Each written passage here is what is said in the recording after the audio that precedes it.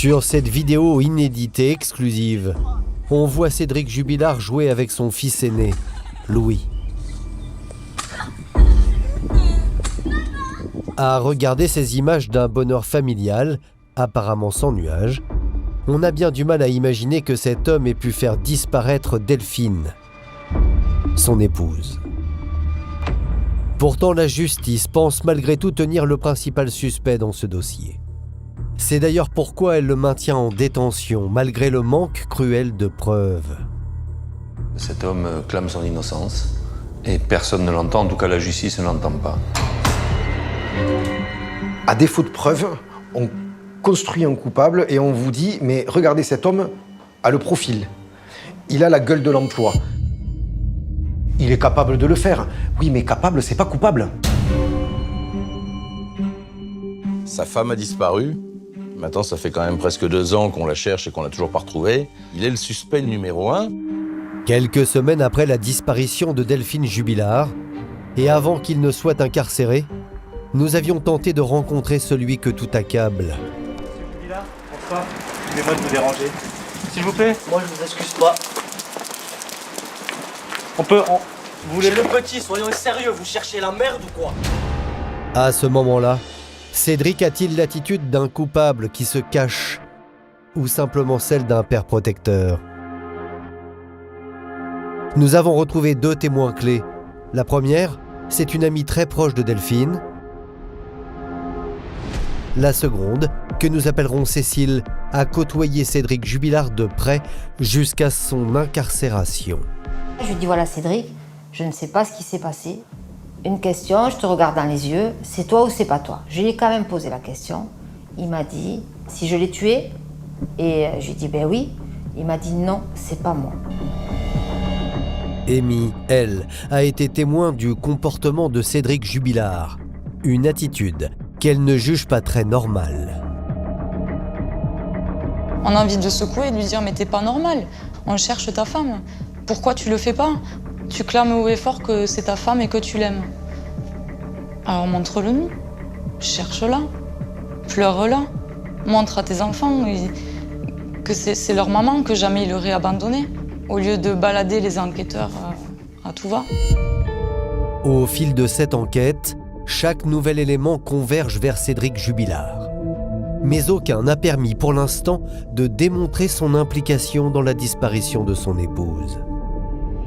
Que l'enquête se fasse, Cédric me le disait, moi je suis d'accord avec qu'ils y aillent, qu'ils fouillent partout, comme ça au moins ils verront qu'il n'y a rien et je serai libre. À part que là il est en prison. Dans cette affaire, je crois qu'on a exploité toutes les pistes.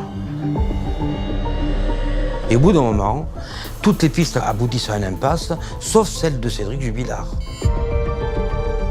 Alors, qui détient la clé de l'énigme Jubilard?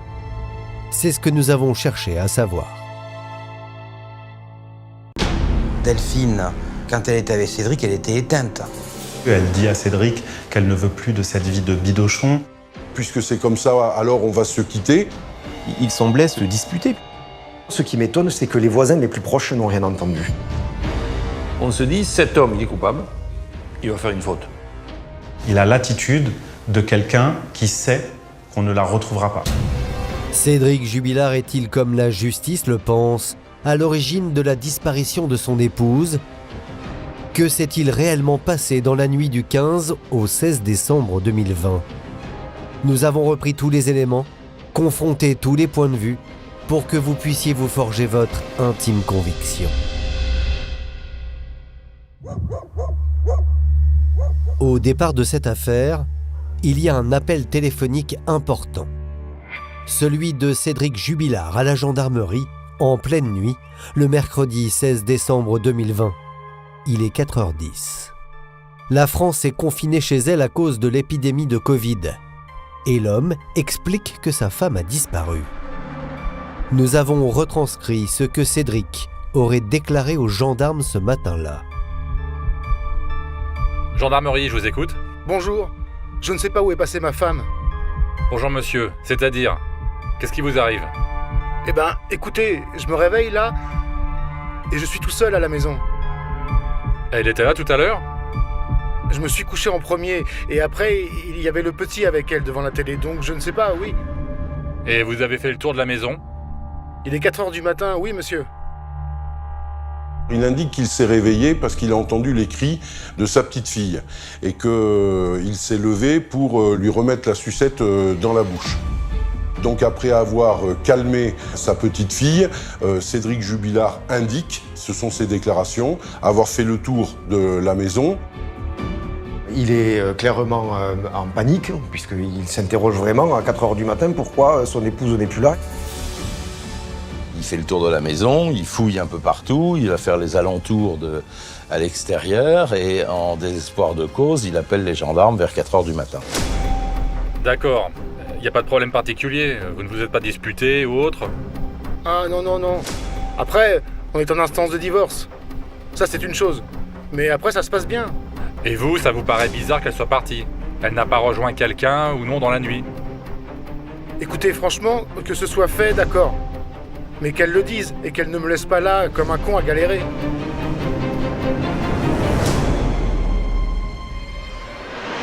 Très rapidement, les services d'enquête, mais dans les minutes qui suivent, c'est-à-dire qu'ils se présentent au domicile conjugal. Au départ, ils font la description d'un individu qui manifestement est sincère dans sa gestuelle, dans ses pleurs, dans le fait qu'il est affolé parce qu'il n'a plus de nouvelles de sa femme. Ils font premier examen des lieux, qui est très légitime. Traces de lutte, traces de sang, ils regardent un petit peu. À l'intérieur de la maison, rien ne laisse supposer une scène de crime. Delphine serait donc partie d'elle-même. Mais il y a quand même un problème. Toutes les affaires de la jeune femme sont restées sur place. Il va indiquer que, a priori, elle est partie, mais sans prendre véritablement d'objet, puisque nous savons qu'elle n'a pas pris son sac. Elle a disparu, semble-t-il, sans ses papiers d'identité, sans ses moyens de paiement.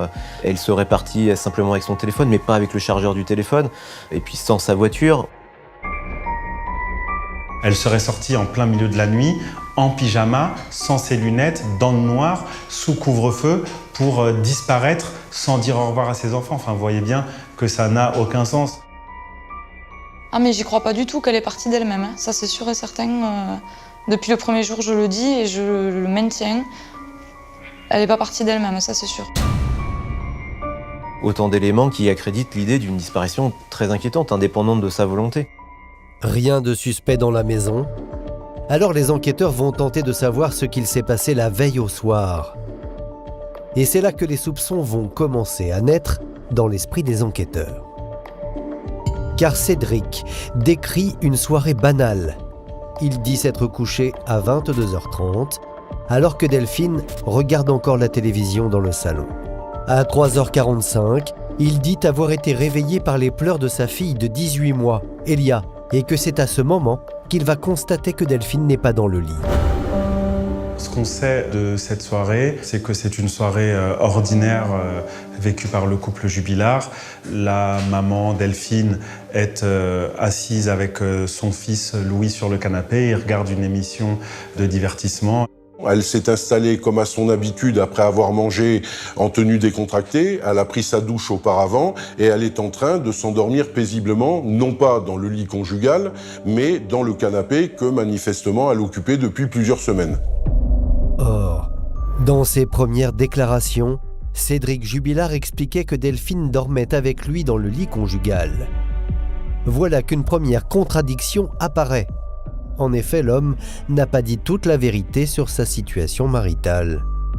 De toute façon, ils étaient en instance de divorce. Ils étaient déjà allés voir des avocats et d'un commun accord, ils avaient décidé de divorcer, que ça se ferait après les fêtes. Il faisait chambre à part, elle dormait dans le canapé, et lui, qui est un gentleman, avait gardé la chambre du couple. Et alors pourquoi il ne le dit pas aux gendarmes? Peut-être pour faire croire que le couple allait bien. C'est un premier mensonge et c'est embêtant dans un dossier criminel. Cédric Jubilard, il s'est couché à 10h30 parce que le lendemain, il y avait du travail et que rien n'a signalé. Circuler, il n'y a rien à voir. La journée et la soirée s'est passée de manière tout à fait paisible. Il y a autre chose qui intrigue. Lorsque les gendarmes veulent inspecter le téléphone du mari, ce dernier a une attitude suspecte. Il semble avoir oublié le code de déverrouillage de son smartphone. Il va se tromper une première fois, il va se tromper une seconde fois et il va se tromper une troisième fois, en sachant pertinemment qu'au bout de 3 fois, le téléphone serait bloqué et qu'il serait impossible de débloquer le téléphone. Devant l'attitude surprenante du mari, les enquêteurs poussent les investigations à l'extérieur du domicile. Et il y a quelque chose qui attire leur attention. Ils découvrent que la voiture de Delphine aurait bougé pendant la nuit. Cet élément, il est quand même confirmé de manière extrêmement précise par un voisin partant le lendemain matin relativement tôt. Eh bien, il constate que, étonnamment, la voiture n'est pas dans son sens de stationnement habituel. Il a une vue sur la voiture, une vue singulière qu'il n'a pas l'habitude de voir. Ça reste dans un coin de sa tête. Et il va en faire part aux enquêteurs. C'est un élément qui peut paraître anecdotique, mais qui ne l'est pas. C'est-à-dire que la voiture, elle est garée de 2 façons. Elle est garée à la façon de Delphine et elle est garée à la façon de Cédric. Point. La façon de Delphine, c'est de la garer le bec en avant pour accéder au fauteuil bébé. Et à la façon de Cédric, c'est de la garer l'arrière en bas et le bec en haut. Et donc, effectivement, on va constater tout simplement que le lendemain, elle est garée à la façon de Cédric. Seulement, pour les avocats de Cédric Jubilard, l'affirmation selon laquelle la voiture aurait bougé dans la nuit ne peut pas être démontrée. Quand les gendarmes arrivent, personne n'a touché pour savoir si le moteur était chaud, personne n'a rien regardé. Ce que je sais quand même, c'est qu'on a des caméras de vidéosurveillance. Personne n'a vu bouger cette voiture. Alors, la voiture de Delphine a-t-elle été utilisée pendant cette fameuse nuit? Pour l'instant, aucun moyen de le prouver. On le voit, dès le départ de l'enquête, des éléments concernant l'attitude de Cédric Jubilard posent question et laissent penser que le mari ne dit pas toute la vérité. Pourquoi a-t-il menti sur le fait qu'il dormait avec sa femme? Bloque-t-il volontairement son portable face aux gendarmes? A-t-il, oui ou non, utilisé la voiture de sa femme pendant la nuit? Mais il y a encore plus étonnant. Les gendarmes recueillent rapidement un témoignage essentiel, celui du fils du couple Jubilard, Louis. Cet enfant apporte dès les premières heures qui suivent la disparition de Delphine un premier élément qui ne colle pas avec la version de Cédric Jubilard. Souvenez-vous, Cédric affirme s'être couché aux alentours de 22h30, alors que Delphine et leur petit garçon étaient encore devant la télévision. Or Louis, lui, il dit dès le premier jour que après 23h, après le moment où il va au lit, et qu'il est capable de situer assez précisément par rapport à une émission de télévision, il entend ses parents discuter. Selon le petit garçon, son papa était donc bien réveillé aux alentours de 23h. Mais alors, Cédric Jubilard aurait-il menti sur ce point crucial? C'est pourquoi, pour les gendarmes, le père de famille devient très vite le suspect numéro 1. L'homme est convoqué à la gendarmerie dès l'après-midi du 16 décembre. En fait, les enquêteurs soupçonnent une dispute entre les 2 époux qui aurait mal tourné. Mais la science va infirmer cette hypothèse. À 14h, le jour même du 16 décembre, il est présenté à un médecin légiste à Castres pour un examen complet où il sera dénudé, où on examinera tout, la moindre trace de coup, la moindre trace de bleu. On fera des prélèvements sur des endroits intimes. Et de cet examen, il ne sortira rien. Rien. Il n'y a pas de traces de peau ou de quoi que ce soit sous les ongles de Cédric. Il n'y a rien, il n'y a pas un élément dès le début flagrant. On se dit, cet homme, il est coupable. On va le pucer, on va l'écouter. Il va faire une faute. Cela fait 8 jours maintenant que Delphine Jubilard a disparu et est forcé de constater que le mari fait de plus en plus figure de suspect. Pourtant, aucun élément matériel ne vient prouver quoi que ce soit. Mais son attitude pose question. Il n'a pas le comportement du mari inquiet, alors même que sa femme, la mère de ses enfants, a disparu. À l'image de cette scène qui s'est déroulée le 23 décembre 2020, Toute la région se mobilise pour tenter de retrouver l'infirmière qui s'est volatilisée. Vous êtes très nombreux, donc il faut qu'aucun mètre carré que vous allez fouler ne soit pas fouillé, d'accord ? Drones, plongeurs, hélicoptères, de grands moyens sont déployés. Sauf que ce jour-là, celui qui attire tous les regards, c'est Cédric Jubilard.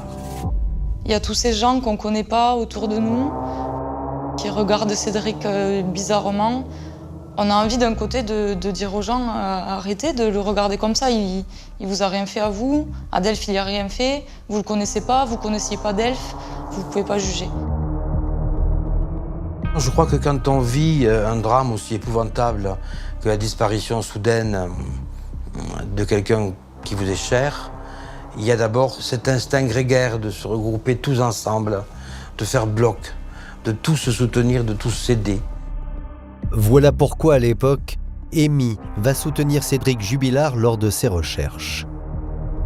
Cédric a voulu venir dans notre groupe, donc je me suis dit ton rôle, même si à la base c'était pas ton meilleur copain, c'est quand même le mari de ton ami, donc il faut que tu sois là pour lui, quoi. Et j'ai pensé aux enfants en priorité. Mais voilà, selon les témoins présents ce jour-là, Cédric ne semble pas très impliqué dans les recherches de sa femme. Ceux qui sont avec lui cherchent de manière très intense Delphine. Lui, il fait acte de présence. Il a l'attitude de quelqu'un qui sait qu'on ne la retrouvera pas.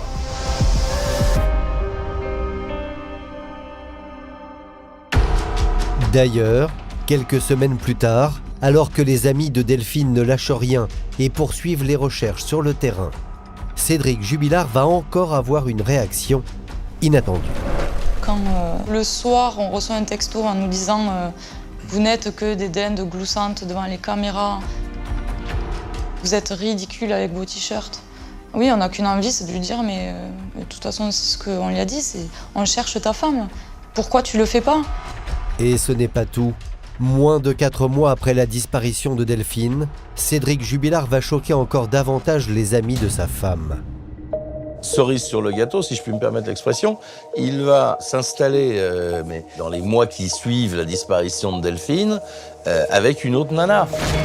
En effet, sur les réseaux sociaux, Cédric Jubilard s'affiche au grand jour avec sa nouvelle compagne. Elle l'a reçu comme une provocation et comme un véritable crachat à la mémoire de Delphine Jubilard. Et c'est vrai que c'est encore un des éléments du puzzle. Venir affirmer « mon épouse est partie, elle va revenir » et se mettre en couple 3 jours après, c'est qu'on sait bien qu'elle ne reviendra jamais.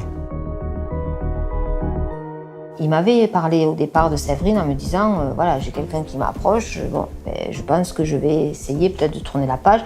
J'ai toujours dit préserve-toi Cédric, pour vivre heureux, il faut vivre caché, surtout que c'est tôt et que ça risque de déclencher les foudres de pas mal de monde.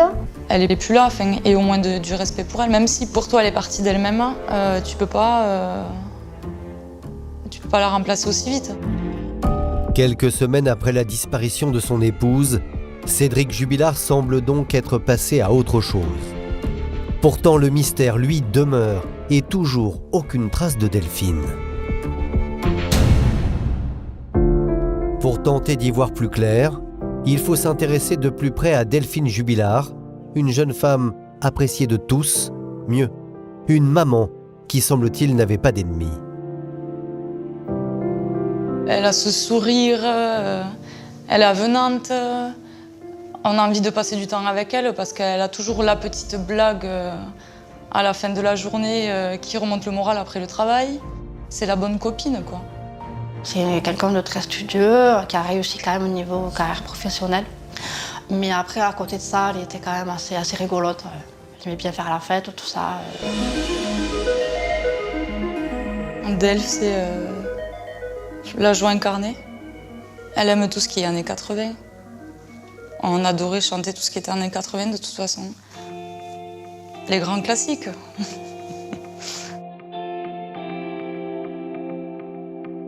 Dès qu'il y avait de la musique, Delphes, c'est vraiment celle qui va se mettre à chanter, à danser, à être à l'aise de suite, à s'amuser. Alors, Si Delphine Jubilard n'avait pas d'ennemis, qui aurait bien pu la faire disparaître? Un prénom revient sans cesse à la surface. Cédric. Et pour cause. Il y a une scène qui n'avait jusqu'alors pas été racontée et qui de nouveau laisse penser que Cédric Jubilard est peut-être directement impliqué dans la disparition de sa femme. Souvenez-vous, le lendemain de la disparition, le fils du couple Jubilard, Louis, raconte que ses parents discutaient dans le salon aux alentours de 23h. Réentendu par les enquêteurs, il apporte de nouvelles précisions, beaucoup plus inquiétantes cette fois. Au cours d'une deuxième audition, au mois de janvier, il va expliquer que non seulement ses parents discutaient, mais en plus, ils semblaient se disputer. Il entend des éclats de voix, il se rappelle effectivement de tronçons de phrases en disant « puisque c'est comme ça, alors on va se quitter ». Il se lève de son lit et il observe la dispute dans l'entrebâillement de la porte. Il se tenait par les épaules, Cédric posant les mains sur les épaules de Delphine. Louis est alors capable de mimer ses gestes, de les reproduire même à l'aide de poupées. Il indiquera, avec une naïveté un peu confondante, que comme il en a l'habitude, il essaye de les interrompre en faisant là cette fois-ci du bruit.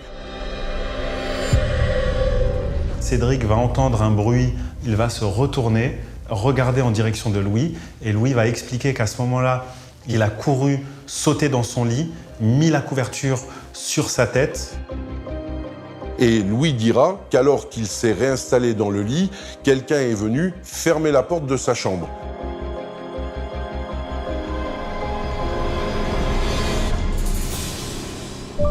Pourquoi, lors de sa première audition, le petit garçon avait-il caché une partie de la vérité? Est-ce sous la pression de son père? Pour les avocats de Cédric Jubilard, ce n'est pas aussi simple. On sait qu'un enfant de cet âge-là a des difficultés pour mettre en perspective une chronologie. Et n'importe quel pédopsychiatre pourra nous dire, pour peu qu'il soit un peu sérieux, qu'à 6 ans, on compte encore la semaine en nombre de dodo, qu'on ne sait pas très bien, on est en train de construire ce que devient hier, demain, avant-hier, après-demain. Comment voulez-vous qu'un enfant nous décrive ce qui a pu se passer et ce qui est pour lui une soirée des plus banales? La justice s'est un peu servie de cet enfant qu'on a interrogé à 3 reprises, qui a dit des choses différentes et évolutives pour en faire un témoin. Vous imaginez un peu le conflit de loyauté dans lequel cet enfant a été placé. Bien sûr que peut-être il a vu ou entendu des choses qu'il a retranscrites avec ses mots d'enfant, mais il ne faut pas accentuer ou extrapoler. C'est une vision qui l'a marqué.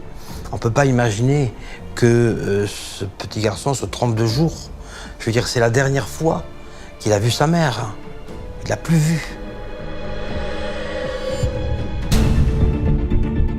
Delphine et son mari Cédric se sont-ils disputés ce soir-là, comme le petit Louis le raconte? Cette dispute a-t-elle été fatale pour l'infirmière? 2 nouveaux témoins vont corroborer ce scénario. 2 voisines, qui sont distantes de 100 mètres à vol d'oiseau de la maison des Jubilards, sont présentes sur leur terrasse aux alentours de 23h, ce mardi 15 décembre 2020. Il s'agit d'une maman et de sa fille. La maman fume une cigarette sur la terrasse et l'une comme l'autre entendent des cris qui ressemblent à ceux d'une femme, disent-elles, une femme qui semble avoir du mal à retrouver sa respiration. Ces nouveaux témoignages vont donner lieu à une joute entre les avocats des proches de Delphine et ceux de Cédric Jubilard, chacun y allant de son interprétation. J'ai même entendu dans le témoignage qu'à 138 mètres, un témoin était capable de dire « j'entendais la personne qui devient Delphine dans l'imaginaire et dans la reconstruction, qui perdait le souffle ». Il faut être sérieux, à 138 mètres, un vol d'oiseau. Voulez-vous entendre le souffle coupé de quelqu'un à 130 mètres? Ça ne tient pas. Moi, ce qui m'étonne, c'est que les voisins les plus proches n'ont rien entendu. Et les voisins les plus proches, ils sont à quelques mètres, à 2-3 mètres. Les maisons sont véritablement collées. S'agissant des voisins les plus proches, Il faut comprendre qu'à cette heure-là, eh bien, les gens sont à l'intérieur de leur domicile. Les baies vitrées, double vitrage et les volets sont baissés. Les gens sont parfois devant leur télévision. Et il est tout à fait possible que des voisins très proches n'entendent rien. Et à l'inverse, que des voisines situées sur leur terrasse, avec accès direct comme ça, auditif sur la maison des Jubillards, elles entendent. Et pourtant, elles sont situées à 100 mètres. C'est tout à fait possible et il n'y a pas là de contradiction majeure. Les cris d'effroi qui sont entendus par les voisines, ça corrobore simplement la temporalité de cette dispute qui a lieu dans le domicile familial des Jubillards, qui est constatée en interne par Louis et en externe par les voisines. Ce qui est avéré aujourd'hui, c'est que le couple Jubillard battait de l'aile et était en passe de se séparer. Que régulièrement des disputes éclataient, cela ne semble faire aucun doute. Mais de là à imaginer que les choses aient mal tourné, rien dans le dossier ne vient l'attester. Ce jeune gosse est en capacité de dire que depuis de nombreuses semaines, il y avait à l'évidence une tension entre ses parents, qu'il lui arrivait effectivement d'intervenir pour les séparer lorsque le ton montait. Et il explique au fil de ses auditions, mon papa et ma maman se disputaient de plus en plus fréquemment. Il y avait souvent des moments de colère aussi de la part de Cédric. Delphine, dans ces cas-là, semblait baisser la tête en attendant que l'orage passe. Delphine est malheureuse. Elle est malheureuse dans ce quotidien, elle n'y arrive plus. Elle dit à Cédric qu'elle ne veut plus de cette vie de bidochon. On a un petit peu un côté la belle et la bête. Bon, faut pas se mentir. Donc il n'est pas très apprécié. Quand on voyait Delphine seule, elle était rayonnante. Quand elle était avec Cédric, elle était éteinte. C'est elle qui, le matin, lorsqu'elle rentre d'une nuit de travail en tant qu'infirmière, prépare les enfants et les dépose à la crèche et à l'école. C'est elle qui s'occupe de rembourser le crédit de la maison. Justement, les choses vont commencer à s'envenimer à cause de cette maison. En 2014, lorsque le jeune couple achète ce terrain sur les hauteurs de Cagnac-les-Mines, Cédric, artisan plaquiste de profession, souhaite offrir un palais à sa princesse. Sauf que des années plus tard, le palais promis est toujours à l'état de chantier. Cette maison, elle est à l'état de construction primitive. Rien n'a été véritablement jamais fini. On vit dans une maison de bidochon, c'est l'expression qu'emploie effectivement Delphine. C'est difficile de ne pas avoir une réaction de rejet quand on voit cette maison pas finie. C'est une forme de verrue, un peu, dans ce lotissement assez propret. En comparaison, la maison des Jubillards, au numéro 19 de la rue Yves Montand, elle fait un peu tache, c'est vrai. En 2019, le couple attend une petite fille. C'est alors que Delphine demande à Cédric de terminer les travaux à l'extérieur de la maison. Mais le chantier prend toujours plus de retard. Cette façade extérieure non terminée, puis ce terrain aux allures de chantier, elle en avait un peu honte. Le plus où elle a râlé, c'est parce qu'elle n'avait pas les marches et c'est vrai qu'elle était enceinte et que ça y était déjà arrivé de glisser sur cette pente, quoi. Même nous, quand on y allait, il fallait toujours prendre 2 paires de chaussures parce que oui, on se prenait tout le temps des gamelles. En réalité, cette maison n'est pas le taudis que tout le monde dépeint, comme le confirme Cécile, l'amie de Cédric. C'était une maison en construction. Alors dehors c'était Bagdad, ça je le conçois, mais dedans c'était pas Bagdad. D'ailleurs on posait les chaussures pour entrer, parce que Cédric est quand même rigoureux. Nous nous sommes d'ailleurs procuré des photos de l'intérieur de la maison des Jubillards, et voici à quoi cela ressemble. Des enfants qui jouent dans le salon, une table dressée pour un goûter d'anniversaire.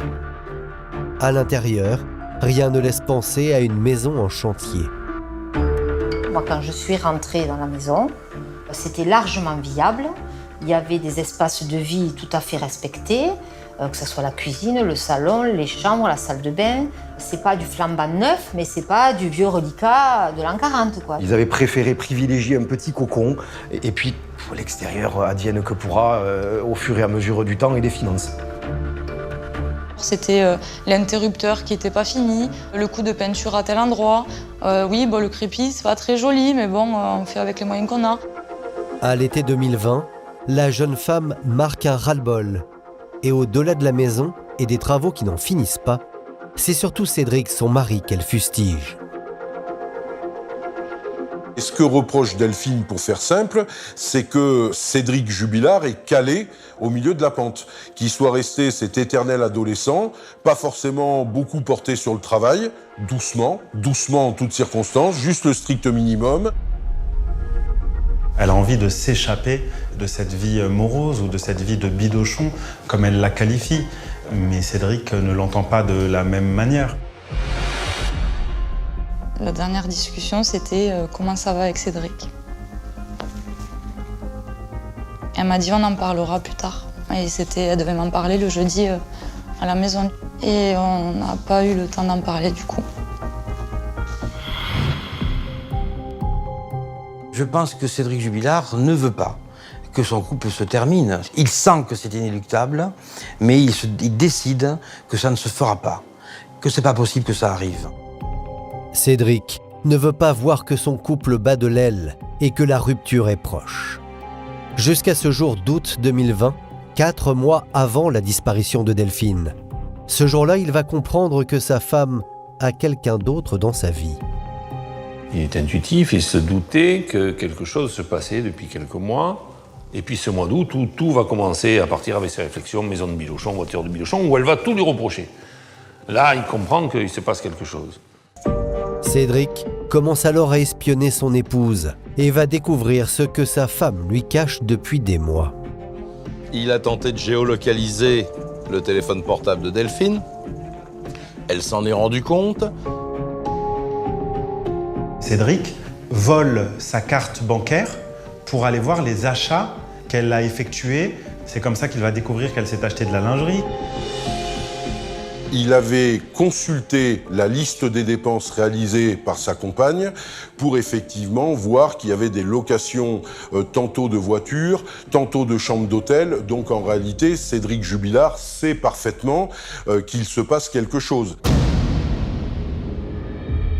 Il la voit qu'elle commence à s'apprêter, à se remaquiller, à s'occuper moins de la maison, à passer son temps sur son téléphone, à envoyer des textos.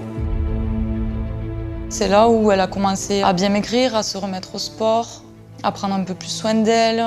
Elle se repouponnait un petit peu plus, être un peu plus amaigrie. Elle se remet au sport, elle se remet bien. C'est quelqu'un qui avait complètement changé de look, de physique, d'habillement. Elle était pétillante, elle était très très heureuse. Elle avait une joie de vivre parce qu'elle avait reconstruit sa vie. Voici l'homme à l'origine de ce bonheur retrouvé. Un pianiste de 41 ans, en pleine séparation lui aussi. C'est un homme assez radicalement opposé de Cédric Jubilard. C'est une personne précise, rigoureuse, organisée. C'est un artiste aussi. C'est un joueur de piano. Et forcément, il ouvre de nouvelles perspectives aussi à Delphine sur ce plan même intellectuel. Très clairement, la relation qu'elle entretient avec son amant et qui se construit progressivement à partir du mois d'août est une relation amoureuse. Ça n'est pas une rencontre à simple finalité sexuelle. Au fil des échanges, le couple naissant décide d'écrire un nouveau chapitre de leur vie à deux. D'ailleurs, ils prévoient de s'installer ensemble après les fêtes de fin d'année. Ils évoquent cette idée de pourquoi pas mener une vie commune. Et cette idée va faire son chemin au fil des mois et jusqu'à vraiment se concrétiser dans ces premiers jours de décembre 2020. Ils avaient aussi envisagé, caressé l'idée même déjà d'un futur mariage à la cathédrale d'Albi. Il y a des actes très forts qui sont posés. On va aller chercher une nouvelle voiture ensemble. On a le projet de prendre un appartement. Lequel appartement devra céder la place à peut-être une ferme. Mais le 15 décembre, alors que les deux amants se projettent dans leur nouvelle vie, Delphine reçoit un SMS préoccupant, quelques heures seulement avant de disparaître. la femme de l'amant va intercepter des messages dont le contenu est assez peu équivoque au niveau des marques d'affection qu'ils peuvent traduire. Et à partir de là, elle prend l'initiative de s'adresser à Delphine Jubilard. Elle lui adresse un message très simple en lui demandant de lui laisser un peu de temps, qu'elle a conscience de la relation qui l'unit à son mari, mais qu'elle veut juste qu'elle laisse passer les fêtes de fin d'année et qu'ensuite elle lui laissera la place. Les deux femmes se mettent d'accord sur une trêve pendant les fêtes. Après, Delphine et son nouveau compagnon pourront enfin afficher leur amour au grand jour. Le couple va s'en sentir un peu libéré. C'est-à-dire qu'à un moment donné, des échanges, les derniers vont traduire qu'ils sont finalement heureux de sortir de la clandestinité et qu'au travers de l'achat d'une caisse de vin, ils se réservent la possibilité de le célébrer et de célébrer leur nouvelle vie qui enfin apparaît à la lumière. Mais sans attendre la fin de la trêve promise, ce 15 décembre 2020, quelques heures avant la disparition de Delphine Jubilard, les deux jeunes amants échangent des SMS toute la soirée. Et forcément, tout le monde se demande si Cédric n'est pas tombé sur ces textos particulièrement explicites. Les derniers éléments, qui sont des éléments importants, consistent effectivement pour elle, sans doute au sortir de sa douche, à avoir envoyé une photo d'elle à son amant. Elle est vêtue simplement d'un petit combi short, une tenue assez légère. Elle semble se préparer à aller dormir. Delphine et son amant ont passé la soirée à échanger des textos, des photos, des SMS, et des je t'aime et des petits cœurs et tout ce que vous voulez. C'est même l'amant de Delphine qui a la dernière trace de vie, puisqu'il s'agit d'un message envoyé à 22h55, ce mardi 15 décembre 2020, un message dans lequel il se souhaite une bonne nuit accompagnée d'émoticônes en forme de cœur. Alors, cette relation adultère ouvre forcément pour les enquêteurs de nouvelles hypothèses, permettant peut-être d'expliquer la disparition de Delphine. Les enquêteurs se sont intéressés à l'amant de Delphine Jubilard et donc par conséquent à sa femme, qui effectivement, elle, a un mobile pour commettre ce crime. Alors ce couple habite à Montauban, donc à 70 km de Cagnac-les-Mines. On est en confinement avec un couvre-feu, donc ça rend compliqué la circulation de nuit. Seulement très vite, l'amant et sa femme quittent la liste des suspects. Et la téléphonie indique que l'amant et sa femme n'ont pas bougé de leur domicile cette nuit-là. Difficile d'imaginer, ne serait-ce qu'un instant, que l'amant avait un intérêt quelconque à vouloir s'en prendre à Delphine, la femme qu'il aimait, avec laquelle il se préparait, semble-t-il, à vivre. De la même manière, il n'y a aucun élément qui permette de penser que la compagne de l'amant s'est déplacée, auquel cas, pourquoi son conjoint l'aurait éventuellement couverte. Tout ça n'a pas beaucoup de sens. Cédric Jubilard a-t-il intercepté les échanges de sa femme avec son amant? Si oui, un ultime scénario se dessine. L'hypothèse la plus probable aujourd'hui que l'on a dans le dossier, c'est qu'au moment où Delphine reçoit un SMS de son amant, Cédric aperçoit le message reçu par Delphine. Là, il comprend que Delphine lui échappe complètement et il est fortement probable qu'à ce moment-là, une dispute très violente éclate. Mais en matière de justice, pour accuser, il faut des preuves. Et force est de constater que rien dans le dossier ne permet de mettre en cause Cédric Jubilard, le mari de la disparue. En revanche, il y a un élément certain et incontestable dans l'enquête. Au moment du dernier texto avec son amant, à 22h55, Delphine est bien présente à son domicile. Alors pour élucider ce mystère, les gendarmes décident de jouer le tout pour le tout. Au matin du 24 décembre, 8 jours après la disparition de Delphine, les enquêteurs débarquent en force au domicile du couple. Les gendarmes perquisitionnent la maison. Ils n'avaient jusqu'à présent fait qu'une rapide inspection des lieux. Là, c'est une perquisition en bonne et due forme. Il y a eu des investigations avec du Blue Star pour essayer de retrouver des traces de sang. Ils vont, avec des systèmes de radar, même analyser les cloisons, les sous-sols, le garage, tout va être examiné. C'est presque une IRM de la maison qui a été passée pour savoir si Delphine n'avait pas pu être dissimulée dans une contre-cloison. Tout a été fait. Mais ces inspections ne vont rien donner, elles ne vont pas permettre de découvrir la moindre trace de Delphine, ni elle, ni ses vêtements qu'elle pouvait porter ce soir-là, ni même son téléphone.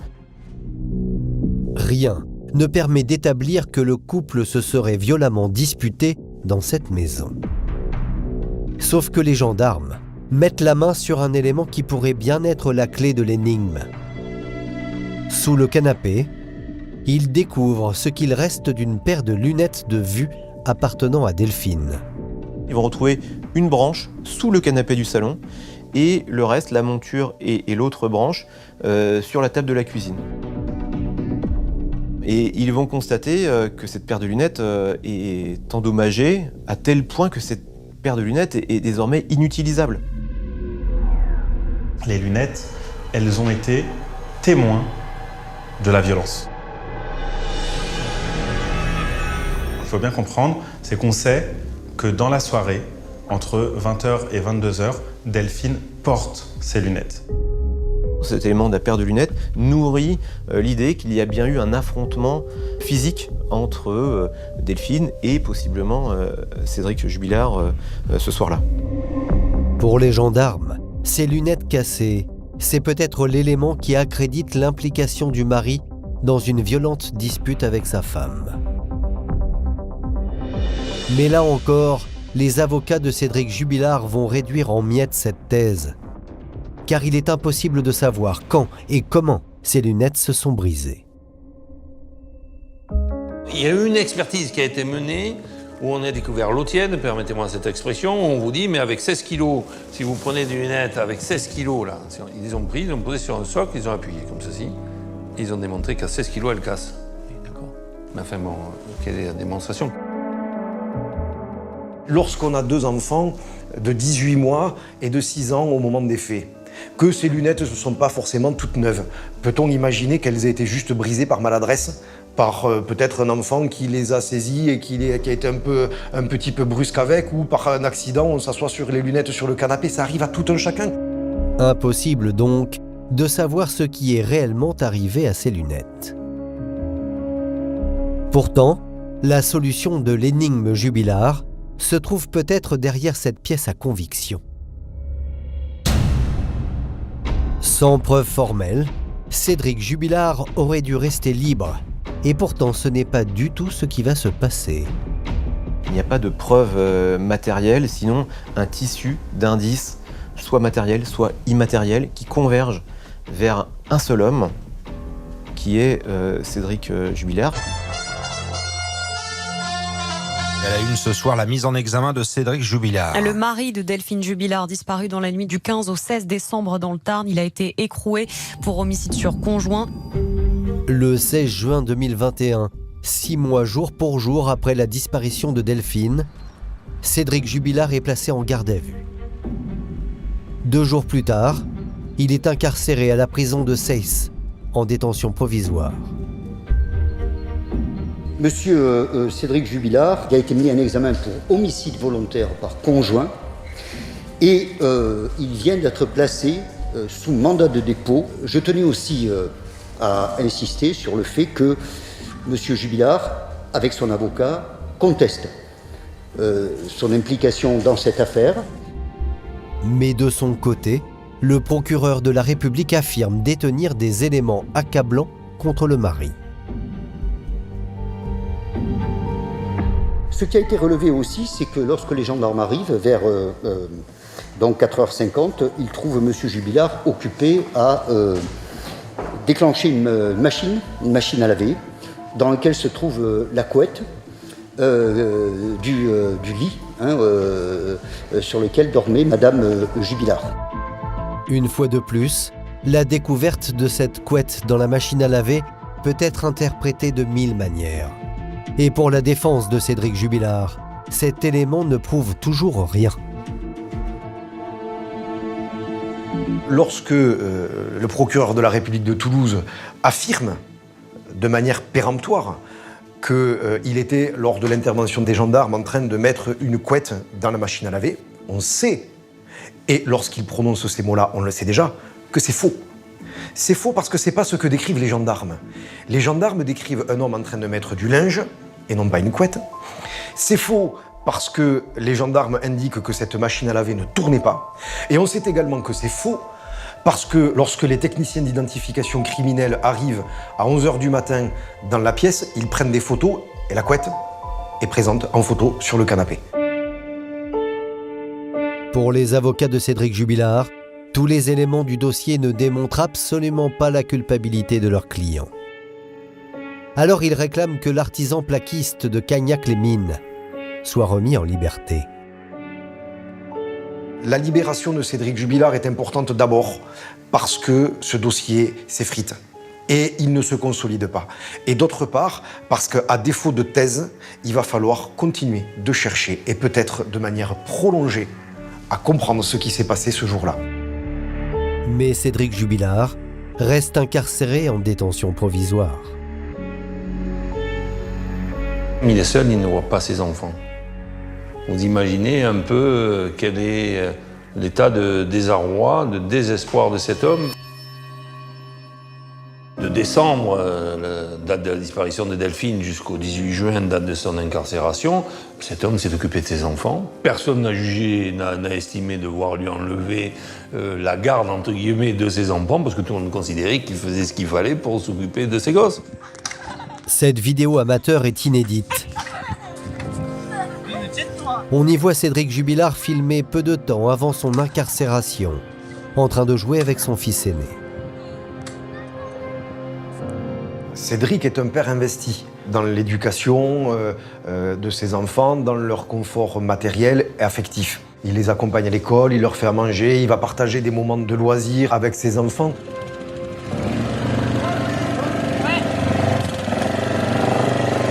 C'est un homme très près de ses enfants quand même. On voyait qu'il ne s'est pas inventé son rôle de père en 5 minutes. Sur ces photos que nous nous sommes procurées, Cédric Jubilard a le rôle d'un père de famille ordinaire.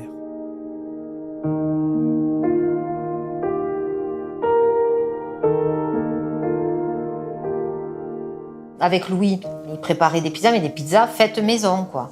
Des gratins, enfin voilà, quoi, même des gâteaux maison, quoi. Des enfants qui s'amusent, qui courent, qui déambulent dans la maison, qui crient de joie, qui rigolent. Ça, je l'ai vu, je l'ai vécu. Alors forcément, lorsque l'on regarde ces images de Cédric Jubilard qui joue et rit avec ses enfants, on a bien du mal à imaginer que ce papa puisse être responsable de l'enlèvement et du meurtre de sa femme. Malgré cela, la justice et les enquêteurs continuent de penser le contraire. D'ailleurs, un nouvel élément semble les conforter dans leur certitude. En juin 2021, à la prison de Seyss, un détenu surnommé Marco va faire des révélations explosives. Car Cédric Jubilard lui aurait fait des confidences.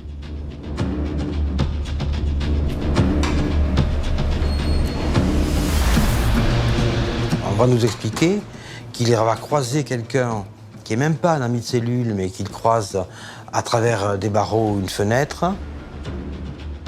Cédric Jubilard a dit à Marco avoir tué et avoir fait disparaître Delphine Jubilard. Et il va lui raconter où est-ce qu'il a enterré sa femme et qu'il faut qu'il aille vérifier que la sépulture n'est pas en train d'être mise à jour. Il dit, oui, effectivement, je lui ai dit que j'avais enterré ma femme près d'un endroit qui a brûlé. Par association d'idées, les enquêteurs comprennent qu'il s'agit peut-être de la ferme qui a brûlé, une ferme qui est située à environ 2 km du domicile des Jubilard. qu'il lui demande à titre de service de prendre attache avec sa nouvelle compagne pour qu'elle le renseigne sur l'endroit où a été dissimulé le corps. Donc, pour dire les choses simplement, c'est du lourd. On ne peut pas faire l'économie d'aller vérifier. Et ça collerait, ça pourrait coller, parce que c'est à 2 km de chez lui. Donc oui, ce serait l'endroit idéal. Dès lors, les enquêteurs sont persuadés que le dénouement est proche. Alors ils vont déployer de grands moyens pour fouiller la ferme qui a brûlé. La zone va être inspectée, des travaux de terrassement de grande ampleur vont être réalisés au début du mois de janvier 2022, mais ils ne vont rien donner. On a eu des drones, on a creusé, l'armée est venue, on a tout défoncé, le corps de Delphine, il n'y est pas. En vous disant, en plus, je me souviens, le détenu qui dit oui, il était inquiet parce que comme le corps n'était pas enterré profondément, avec les intempéries, il avait peur que le corps ne ressorte. Le corps de Delphine n'est pas là. Mais encore une fois, rien. Pas de cadavre. Pas de cadavre. Delphine Jubilard s'est volatilisée, on ne sait pas où elle est. Une fois de plus, les recherches des enquêteurs restent vaines. Mais pour les proches de Delphine, il reste un endroit qui n'a pas été fouillé et où possiblement le corps de la disparue pourrait être caché. C'est le cimetière de Cagnac-les-Mines. Il semblerait que Cédric Jubilard, qui ne rate jamais une occasion de parler, ait indiqué à une amie qu'il savait déceler des pierres tombales, rétablir les joints sans faire en sorte qu'ils apparaissent trop neufs. On y avait pensé, on y pense encore, mais nous, on ne peut rien faire. On ne peut pas toucher, on ne peut pas manquer de respect aux morts, c'est pas possible. J'ai de ma famille là-bas. Jamais de la vie je me permettrais de toucher une tombe ou de déceler là où il y a des gens. On peut pas se permettre de faire ça. Là, on peut que faire confiance aux gendarmes. Les enquêteurs et les juges d'instruction ont décidé de mener une opération à la fin du mois de juillet à Cagnac en inspectant une petite dizaine de tombes, des tombes peut-être plus suspectes que les autres, plus récentes, avec des caractéristiques qui laisseraient à penser qu'elles ont pu être manipulées assez récemment, mais cette inspection n'a rien donné. C'est vrai que le cimetière, c'est l'endroit idéal pour cacher un corps, sauf que dans ce cimetière, il y a 200 tombes, ils ont fouillé 9. Cette piste du cimetière a-t-elle livré tous ses secrets ? En attendant de nouvelles fouilles, la justice n'a toujours aucune preuve à l'encontre de Cédric Jubilard. La disparition de l'infirmière du Tarn demeure un mystère. Le problème de ce dossier, c'est que vous n'avez pas une preuve formelle qui, à elle toute seule, vous dit voilà, Cédric Jubilard a tué son épouse à telle heure, comme ci, comme ça, et le corps est à cet endroit-là. On n'a pas ça dans le dossier. Peut-être qu'on l'aura un jour, peut-être qu'on ne l'aura jamais. Tout ce qu'on souhaite réellement, c'est la vérité et qu'elle soit retrouvée. Elle manque quand même d'Elf. On n'a même pas envie de partir. Parce que d'un côté, c'est l'impression de l'abandonner, la pauvre. De se dire, elle est restée sur Cagnac et nous, on va partir en vacances là, comme ça, on va la laisser toute seule.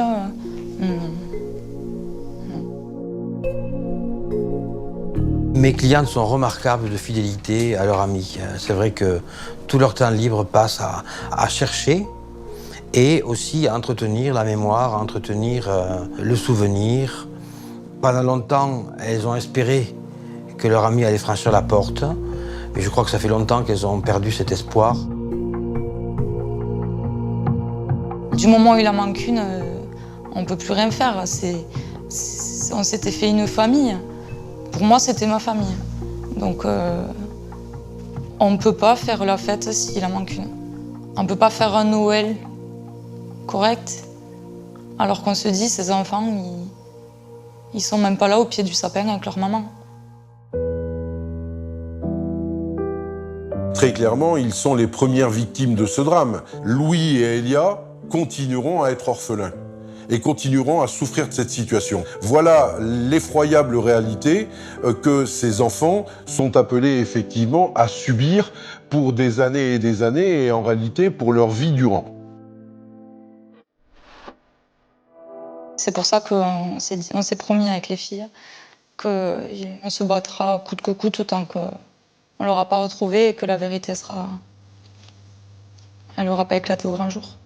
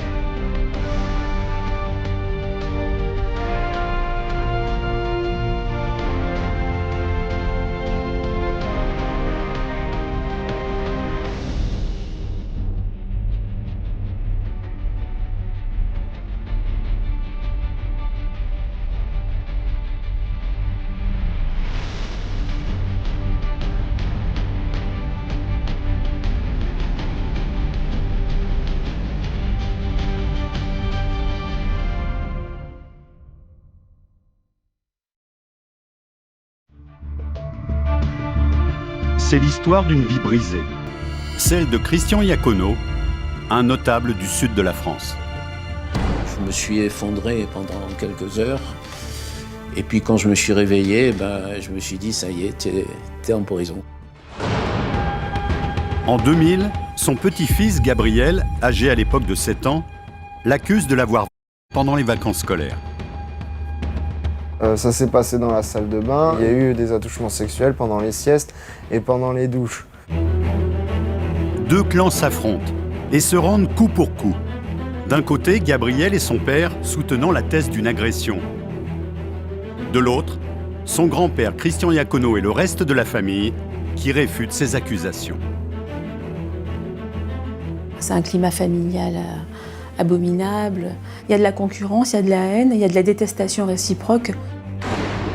Au cœur de cette affaire, une question qui brûle les lèvres. Qui dit vrai ? Pour nous, il était instrumentalisé, ou soit par son entourage, soit par son avocat. 15 ans d'enquête, plusieurs procès, une réputation anéantie, une enfance bouleversée. Entre mensonges et manipulations, la guerre familiale va déchaîner les passions et défrayer la chronique. C'est une bombe, c'est un tsunami, c'est un coup de tonnerre terrifiant. Personne n'avance ne pouvait envisager pareille ignominie. Voici l'affaire Iacono qui a marqué la justice française.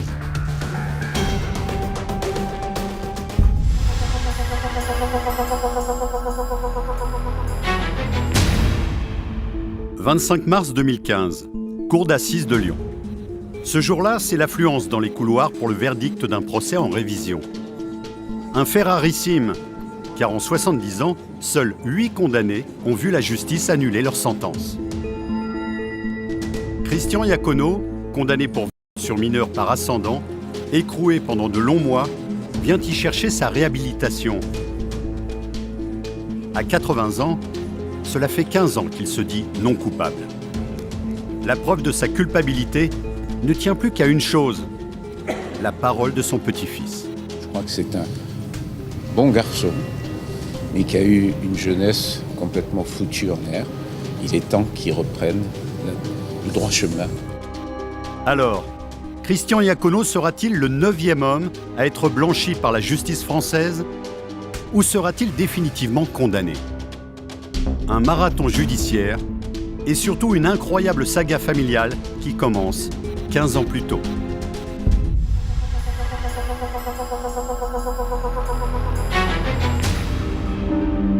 Nous sommes en l'an 2000, à Vence, une commune de 17 000 habitants dans l'arrière-pays niçois. En ce début d'été, une chaleur écrasante s'abat sur la région. Ce vendredi 7 juillet, Christian Iacono, le maire de la ville, un notable reconnu de ses administrés et de ses pairs, s'adonne à son loisir favori, le golf. Une veille de week-end qu'il passe loin de ses obligations administratives, entouré de quelques amis. Mais son parcours va être perturbé. Dans cette ambiance joyeuse, un coup de fil de la mairie de Vence. Je ne leur avais pas dit où j'allais parce que je ne voulais pas être ennuyé pendant ces 2 jours de repos. Et j'ai ma secrétaire, Patricia, qui me dit il y a 2 inspecteurs de la PJ qui sont passés à la mairie qui voulaient vous voir. Il se dit qu'étant maire de Vence, c'est peut-être une affaire municipale, une affaire qui touche à la commune dont il est maire. Et je téléphone aimablement et il me dit Monsieur Iacono, oui, mais on a rendez-vous lundi, donc je vous en parle pas. Je lui dis c'est pas trop sérieux, c'est pas un problème. Non, vous inquiétez pas, il y a rien d'embêtant. Le week-end passe et ce n'est que le lundi, le 10 juillet, que Christian Iacono se rend à la mairie de Vence. Il est serein, mais curieux de connaître les raisons de la visite des policiers. C'est à ce moment-là qu'il débarque dans son bureau et qu'ils lui disent qu'il y a une plainte qui provient de Reims. Il ne lui donne pas beaucoup plus d'explications dans un premier temps. Et puis bon, lui il pose des questions, mais qu'est-ce que c'est cette plainte ? C'est votre fils qui a porté plainte pour agression sexuelle sur votre petit-fils. Ces accusations, ce sont celles de Gabriel, 9 ans, l'un des petits-fils de Christian Iacono. Des accusations graves, auxquelles le maire de Vence se dit totalement étranger. Christian Iacono dira qu'il a eu le sentiment que la terre s'ouvrait sous ses pieds. Il est dans un schéma de totale incrédulité et bien sûr, immédiatement, il indique qu'il n'a rien commis de cela. Il dit que c'est impossible, c'est une scène complètement surréaliste, qui ne peut pas avoir existé, il ne comprend pas. Les enquêteurs de la police judiciaire procèdent aussitôt à la perquisition de sa villa, là où les sévices auraient eu lieu. Chaque pièce est donc passée au peigne fin. L'objectif, trouver des vidéos ou des images à caractère qui accréditeraient les dires du jeune Gabriel. Sur le moment, ils font leur travail, ils font leur boulot. Moi, je suis un fonctionnaire aussi, d'une certaine façon, comme maire, comme officier. Donc, je veux presque les aider. Sur place, Janine, la femme de Christian Iacono, et Cécile, leur fille, assistent stupéfaites à la perquisition.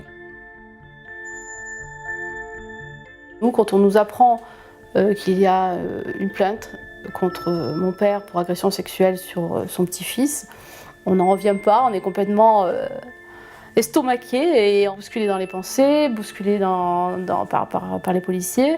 Et c'est intrusif, on ne comprend rien de ce qui se passe. Dans la villa, aucune preuve ni élément à charge étayant la piste d'un prédateur sexuel n'est retrouvée. Restent les accusations précises et étayées de Gabriel. Christian Iacono va devoir s'expliquer devant les enquêteurs. Alors, je suis emmené à la caserne au Var, qui est au nord-est de Nice, par les policiers. Donc après, on a passé quelques heures aux casernes pour être interrogés. Et malgré tout ce qu'on a pu leur dire, ils ne nous croyaient pas. Ils ne voulaient pas nous croire. Et donc il se retrouve directement confronté aux policiers qui lui signifient les raisons de sa garde à vue. À l'origine de l'arrestation, un témoignage. Celui de Gabriel, son petit-fils, alors âgé de 9 ans. Tout commence un mois plus tôt. Alors qu'il est en train de jouer chez lui avec sa mère, le jeune garçon est soudainement pris d'une crise de colère. Une fois calmé, il se confie. Son grand-père l'aurait abusé sexuellement il y a 2 ans. La première fois, elle me croit pas.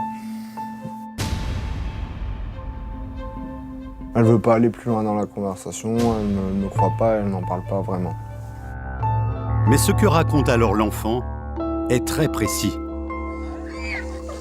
Il décrit les scènes supposées de manière très crue, très détaillée. Il va utiliser déjà un langage qui est un langage d'enfant.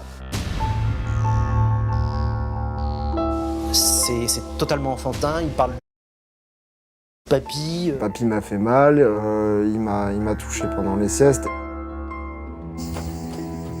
Selon Gabriel, les faits se sont produits 2 ans plus tôt, en 1998, dans la maison de son grand-père. Il était alors en vacances, loin de ses parents qui vivent à Reims. Ce qui se serait passé cet été-là fait froid dans le dos. Et c'est là qu'il va parler. Faut pas oublier que tout ce qu'il raconte quand il a 9 ans et demi, il a du mal à le situer dans le temps, mais ça se passe à peu près 2 ans avant. Donc on peut considérer que c'est des choses qui se passent vers l'âge de 6 ans à peu près. Face à la gravité des accusations, les parents de Gabriel, tout juste séparés, prennent rendez-vous au CHU de Reims. Il a subi plusieurs expertises et à chaque fois, il a redit la même chose. Les expertises psychiatriques sont formelles. Cet enfant n'est pas un affabulateur. Les propos de Gabriel sont jugés crédibles par les experts psychiatres. Le jeune garçon va être ensuite soumis à un examen physique. Un pédiatre va constater qu'il y a des cicatrices anales qui sont décrites de manière très très précise. Il y a une cicatrice à 17h et une cicatrice à 21h. Donc elle positionne très bien, très clairement ces cicatrices-là. Le diagnostic corrobore les accusations de viol que Gabriel dit avoir subies. Pourtant, en garde à vue face aux enquêteurs, son grand-père persiste. Il n'a jamais abusé de son petit-fils. Ils vous disent, votre petit-fils dit que vous lui avez fait ça. Qu'est-ce que vous dites? Il dit, vous voulez que je vous dise, j'ai jamais fait. Et on va continuer d'asséner un certain nombre de questions à Christian Iacono. Monsieur, votre petit-fils vous accuse. Votre petit-fils a été, puisqu'il y a des documents médicaux qui le confirment. Ça s'est passé dans la salle de bain, il y a eu il y a eu des attouchements sexuels pendant les siestes et pendant les douches. Il y a des traces qui le prouvent. Le policier, son travail est déjà mâché. Ce qu'il lui faut maintenant, c'est des aveux. Christian Iacono tente de comprendre le pourquoi de telles accusations et envisage alors la piste familiale. Le maire a 2 enfants. Sa fille, Cécile, dont il est proche, et son fils, Philippe, avec lequel il entretient des relations très tendues depuis plusieurs années.